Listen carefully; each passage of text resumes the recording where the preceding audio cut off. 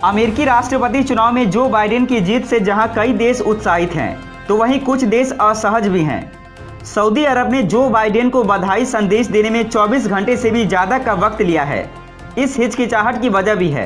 कहा जा रहा है कि सऊदी से ज़्यादा शायद ही किसी देश को बाइडेन की जीत से नुकसान होने वाला है।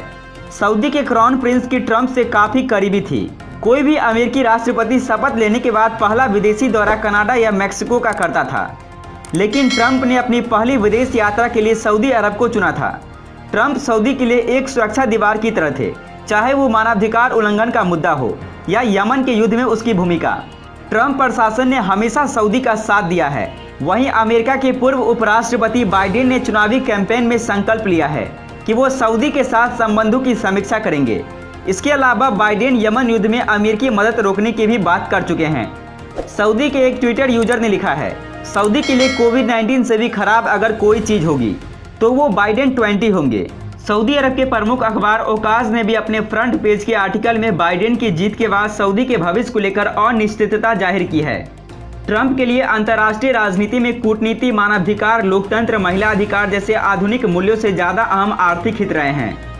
तुर्की स्थित सऊदी अरब के दूतावास में वॉशिंगटन पोस्ट के पत्रकार जमाल खशोगी की हत्या को लेकर पूरी दुनिया में सऊदी अरब की आलोचना हुई थी, लेकिन ट्रंप कांग्रेस के विरोध के बावजूद सऊदी को हथियार बेचते रहे। ट्रंप के उलट बाइडेन मानवाधिकार के मुद्दों को लेकर काफ़ी आक्रामक हैं। बाइडेन ने चुनावी कैंपेन के दौरान साफ कहा है कि सऊदी को जमाल खशोगी की हत्या की कीमत चुकानी पड़ेगी। बाइडेन ने सत्ता में आते ही सऊदी को हथियार की बिक्री बंद करने का भी वादा किया है। यमन में सऊदी के युद्ध को लेकर भी बाइडेन ने तीखी टिप्पणी की थी और कहा था कि सऊदी के मौजूदा नेतृत्व में सामाजिक मूल्य नाम के रह गए हैं। सऊदी के क्राउन प्रिंस मोहम्मद बिन सलमान ने घरेलू राजनीति में अपने खिलाफ पनपे असंतोष को दबाने के लिए हर हथकंडा अपनाया है। क्राउन प्रिंस अपनी गद्दी के लिए खतरा बन रहे हैं। कई रिश्तेदारों को जेल भिजवा चुके हैं। यहाँ तक कि किंगडम के खिलाफ आवाज उठाने वाले एक्टिविस्टों को मौत की सजा दे दी गई है। बाइडेन के कैंपेन के प्रवक्ता ने न्यूज एजेंसी राइटर्स से कहा है, ट्रंप की तरह दुनिया भर के तानाशाहों और ताकत का दुरुपयोग करने वाले नेताओं को ब्लैक चेक देने के बजाय बाइडेन मानवाधिकार और लोकतांत्रिक मूल्यों को लेकर दोस्तों और दुश्मनों के साथ एक ही तरह से पेश आएंगे।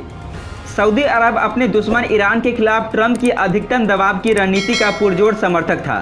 ट्रंप ने 2018 में ईरान के साथ हुई परमाणु डील को खत्म कर दिया था और उस पर कई कड़े प्रतिबंध थोप दिए थे।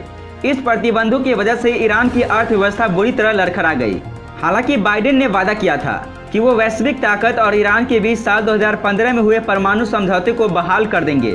ये डील बराक ओबामा के कार्यकाल में हुई थी और बाइडेन उस वक्त उपराष्ट्रपति की भूमिका में थे। इसके अलावा बाइडेन के नेतृत्व में अमेरिका सऊदी और दूसरे खाड़ी देशों के प्रति ज़्यादा सख्त रुख भी अपना सकता है।